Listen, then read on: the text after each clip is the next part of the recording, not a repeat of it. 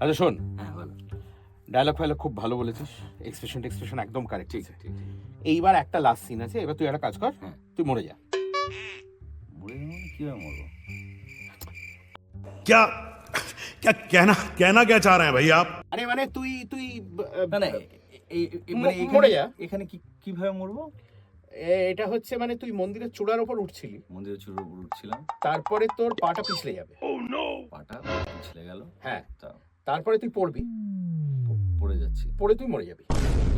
আচ্ছা, কিন্তু মানে এটা কি মানে এটা করতে হবে এখন? হ্যাঁ, মরতে অসুবিধা হচ্ছে? আচ্ছা তাহলে আমি হেল্প করছি।